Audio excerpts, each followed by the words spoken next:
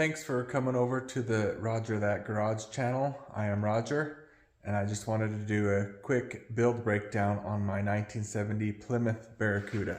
So this car began life as a base model Barracuda. It was originally a Rally Red FE5 Rally Red car, same color as it is now. It had the flat hood. It was a 318 with a 904 transmission and a 7 1/4 rear end. Bench seat, column shifter, air conditioned car, manual drum brakes. When I restored it, I kept it a small block with the 904 and swapped out the 7 1/4 with an 8 3/4 rear end with a 323 Sure Grip. Like I said, it has been restored and painted back to the original color. I tried to keep everything pretty much original on it, except for the CUDA hood, obviously, and there's also a CUDA rear valence with the 2 exhaust cutouts from TTI exhaust with the tips.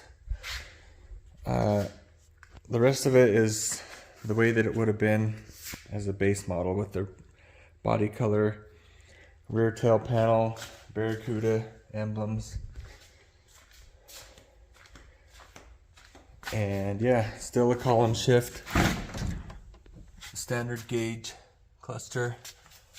Got me a tack, digital tack right there. Can't see it very well, but everything else is pretty much original. The seats, these are bucket seats, obviously, with like a B body pattern. I think they're not E-body. I do have a bench seat that I think I'd like to get reupholstered and put in it with the correct E-body Barracuda pattern, but we'll see, maybe later. Under the hood, we have a 5.9 liter Magnum 360 with an Edelbrock air gap intake, Brawler 650 carburetor. It does have a little bit of a cam in it. It's the same one that Richard Holdner tested on the Magnum on his channel. It's got a Hughes valve spring upgrade in it, kind of to match the cam. Cold case radiator, electric fans. Like I said, it still has a 904 in it, just a stock one.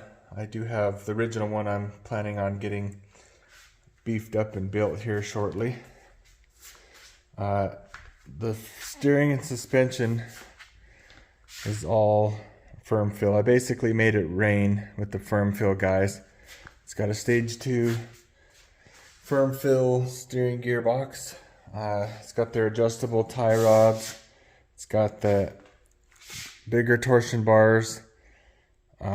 The lower control arms have been boxed in with that plate on the bottom from Mancini Racing. Adjustable strut rods from Firm Fill, all polyurethane on all the bushings and everything. It's got tubular upper control arms from Firm Fill,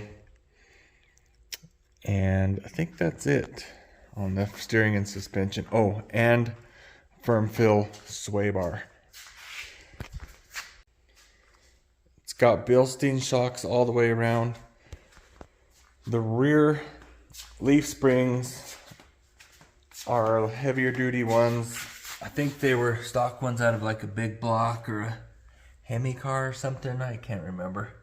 We've had them sitting around for a long time, but they support it a lot better than the stockers, the original ones.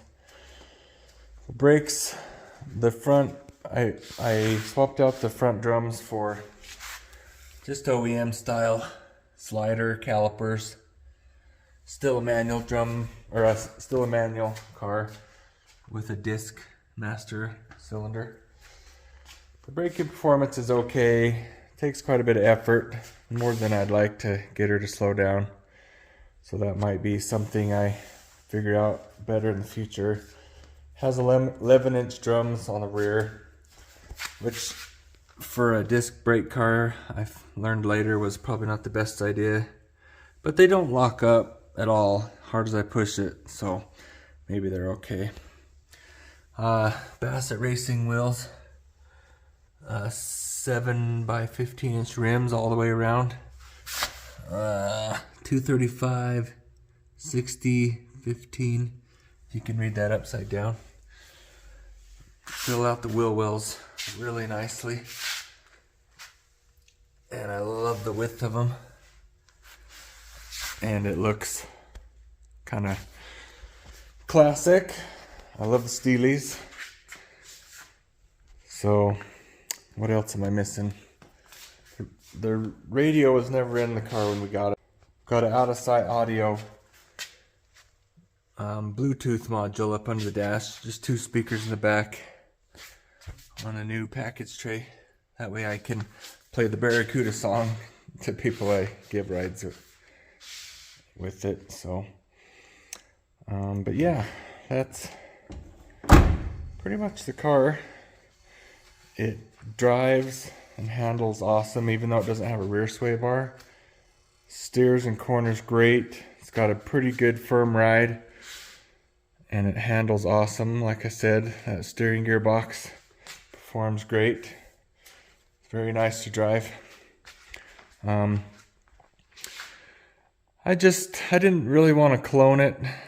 I just wanted to keep it kind of original to what it was when it was new from the factory, with maybe some period correct updates. You know, back in the day when these were new, a few years old, they'd probably throw a Cuda hood on from a wrecked Cuda or something like that. You don't see a lot of these base cars anymore. They've all been cloned or parted out to save other Cudas. So I know it doesn't really make it more desirable or worth more, but it is fun. It's pretty cool, I think, to see these base model Cudas and Challengers and everything still around, because like I said, there's not many of them left. They were all sacrificed or cloned. So anyway, there it is. I love to drive it. Since it's not a Cuda, I don't have to worry about it too much. I can drive it and just enjoy it. So like I said, great performing car. I just threw that Magnum in it because it was readily available. It's not the most powerful car, but it's fast enough to make the kids squeal when I step on it. But yeah, I'm just gonna enjoy it how it is right now, and maybe in the future I'll build an LA block or something, another 360 LA, get her closer to 400 horse or something like that. But yeah, it's very, very nice driving, very good performing, very good road manners, never overheats, starts up easy. It'll spin the tires a little bit if I want to, and I just love it. So I did an antenna delete, blocked that off, welded it up. I didn't add the passenger mirror and didn't have one from the factory. So I blocked off the antenna just because I wasn't really planning on putting one in. I'll just do one under the dash or something, and I think it just looks noticeably, something looks different. I love how smooth and clean it looks without the mirror and the antenna. So I guess that is one modification I made to the body. Still has the original driver side mirror.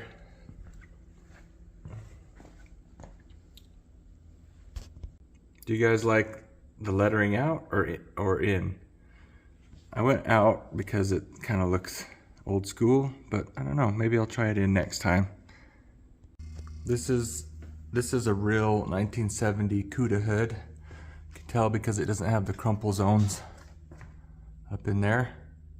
So that's pretty neat. The exhaust is just kind of a hodgepodge. It's got cheap Summit headers, then a exhaust shop built the 2.5-inch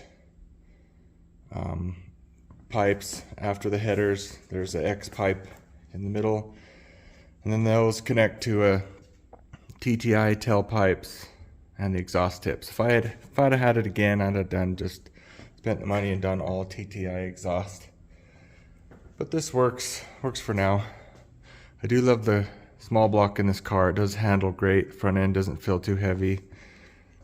Steering is responsive, so I think I'll pretty much always keep it a small block, whether I keep this Magnum or if I build a LA block or with a 408 stroker, just soup up a LA 360 or something. That'd be pretty cool. It's got a new reproduction dash. It's not just a cheap mat that sticks on the top of the old one. Original door panels. The locks are reproduction, but those are original. The rear panels in the back are all original. New package tray, new headliner. Even these visors are original. They're not reproduction. The mirror's just cleaned up, all original. Some things about this car were preserved very well. Just a cheap eBay cup holder thing for now. These are reproduction seat belts, original style. I was missing most of the seat belts for some reason when we got the car, but yeah, the original style seat belt. Dome light's not on because the battery's not hooked up right now. I don't have the air conditioning components on the car. Maybe one day I'll put the air conditioning in it, but I love the engine bay, how it looks clean and simple. So I don't know. I don't really have any plans to put the AC on it as of yet, but maybe I will one day. We'll see. Just a factory reproduction ignition system. Nothing fancy. MSD blaster coil, but stock style distribution or distributor, even though it's a reproduction. It's been fine so far. So, but yeah, been very happy with it. Runs great. The grille is reproduction. The original one was pretty beat up and missing the eye headlight pieces. The turn signals, running lights, whatever you call them, are original. This one's pretty good shape. Little chip on the corner. The other one's kind of cracked, foggy. Maybe I find some of those someday, but just painted with the original Argent silver that they came with.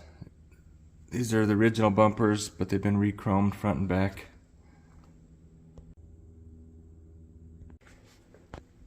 I did do 2 new quarter panels, a tail panel, trunk floor, and floor extensions. There was some collision damage and rust on the quarters. The trunk floor was rusted through. I did all the body and paint work myself. Took me about 2 years to do that, and I finished it just under a year ago. Original tail lights and the chrome trim, just cleaned up, polished.